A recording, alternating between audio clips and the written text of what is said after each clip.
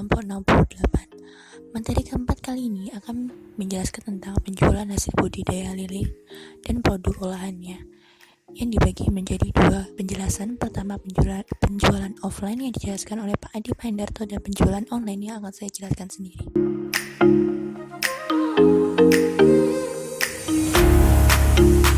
Penjualan sebaiknya untuk pemula itu dilakukan langsung, berarti langsung ditawarkan ke orang. Kenapa? Karena bisa kita ambil untung lebih banyak, karena kalau langsung ke konsumen itu harga lebih tinggi daripada ke istilahnya pengepul.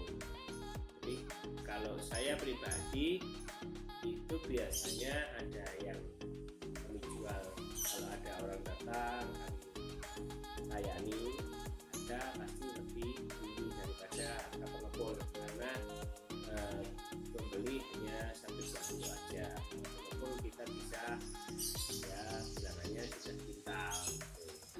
Ini bermitra jangan dengan hanya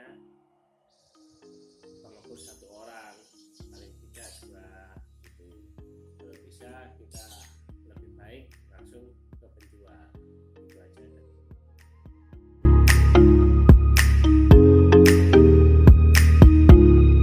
Penjualan online untuk ikan lele lebih ditentukan untuk penjualan produk hasil jadi, dengan pertimbangan bahwa produk olahan lele memiliki jangka waktu penyimpanan lebih lama daripada lele yang masih hidup atau segar. Jika untuk pengiriman keluar kota atau keluar pulau, ikan lele yang telah diolah menjadi produk jadi dapat dipasarkan melalui beberapa cara, yang kali ini saya bedakan menjadi dua.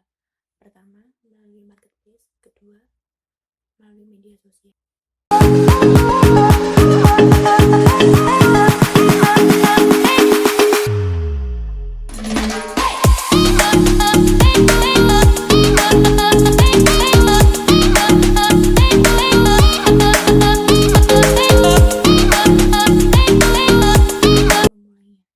Artinya dapat membuat bisnis kapan saja dengan mendaftarkan akun menggunakan akun Facebook, Google, email, atau nomor HP. Lalu mengupload foto produk pada akun marketplace Anda dan menambahkan keterangan produk termasuk harga produk. Kedua, membutuhkan modal yang sedikit karena pembuatan akun pada marketplace tidak mengeluarkan uang sepeser pun. Ketiga, sistem telah tersedia. Marketplace telah menyediakan sistem untuk digunakan oleh penjual. Jadi penjual tidak perlu repot-repot untuk memberikan sistem penjualan seperti apa yang dibutuhkan untuk memasarkan produknya. Lalu sudah ada pasarnya. Marketplace sendiri adalah sebuah pasar online. Prinsipnya, pembeli akan langsung datang ke pasar jika membutuhkan sebuah produk. Contohnya, Bu Esti membutuhkan pakaian, maka Bu Esti akan membuka salah satu marketplace. Hal ini tergantung dari nama baik marketplace tersendiri. Jadi jika Bu Esti ingin membeli produk yang dia inginkan, jadi jika seseorang ingin membeli pakaian dari marketplace X, maka yang dilihat adalah nama marketplace-nya, bukan nama toko Anda. Kelebihan marketplace yang kelima adalah tidak membutuhkan strategi pemasaran, karena dari marketplace sendiri sudah menyediakan strategi pemasarannya, mulai dari program gratis ongkir, diskon pada acara-acara event atau tanggal tertentu. Dan untuk kekurangan dari marketplace, yang pertama adalah persaingan sengit antar penjual karena memiliki produk yang sama. Contohnya sendiri untuk produk jaket gitu ya, saya sebagai pembeli mencari produk jaket pada salah satu marketplace, maka hasil yang muncul akan dari berbagai jenis toko di seluruh Indonesia. Jadi saya sebagai pembeli tidak akan tahu toko yang menjualnya sampai saya membuka deskripsi produk pada toko tersebut. Yang kedua adalah keuntungan terbatas karena ketatnya persaingan. Yang keluar yang diambil oleh penjual biasanya dengan memberikan harga produk serendah mungkin dengan untung yang sedikit. Penjual dapat memanfaatkan fitur iklan berbayar pada marketplace untuk agar produk yang dapat diketahui oleh lebih banyak orang, tapi justru hal ini dapat menambah biaya tambahan dan mengurangi keuntungan. Yang ketiga adalah tidak dapat menjual kembali pada pembeli yang sama, karena informasi pembeli mutlak dimiliki oleh marketplace, sedangkan penjual tidak memiliki informasi dari pembeli tersebut. Yang terakhir adalah kurang mendukungnya branding. Branding itu sendiri artinya kenal merek dagang atau merek toko yang penjual miliki. Karena pembeli beranggapan mereka melakukan transaksi pembelian pada marketplace, bukan dengan toko Anda.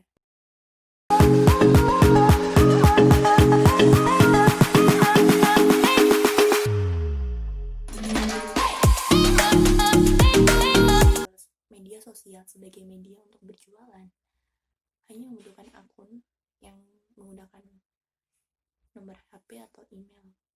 Nah, jika penjual ingin mengupload produknya dapat diposting melalui postingan status media sosialnya dengan mengisi captionnya dengan deskripsi produk yang ingin dijual termasuk harganya. Yang kedua adalah gratis. Penjual tidak perlu mengeluarkan uang sepeser pun untuk membuat akun media sosial sebagai tempat berjualan. Kekurangan yang dimiliki media sosial jika digunakan untuk berjualan adalah kurang terpercaya. Karena jika berjualan menggunakan media sosial seperti Facebook atau Instagram, jika pengikutnya sedikit atau jumlah like-nya sedikit, respon penjualnya terhadap pembelinya tidak aktif, maka penjual sulit untuk mendapatkan pembeli baru dan kepercayaan dari pembelinya. Maka yang harus dilakukan penjual adalah mengelola postingan di media sosial untuk menarik perhatian pembeli dan meyakinkan calon pembeli dengan melakukan beberapa strategi promosi. Contohnya postingan yang kreatif dan memasang iklan secara online. Kekurangan yang kedua adalah manual. Sistem media sosial yang digunakan untuk berjualan berbeda dengan marketplace. Penjual yang menggunakan media sosial untuk berjualan akan kerepotan proses pesanan pembeli, dan jika banyak pertanyaan yang muncul dari calon pembeli, penjual perlu meneliti dan mengumpulkan pertanyaan tersebut dan menjawabnya satu persatu. Termasuk juga strategi pemasaran di media sosial tidak menyediakan sistem selengkap marketplace untuk strategi pemasarannya.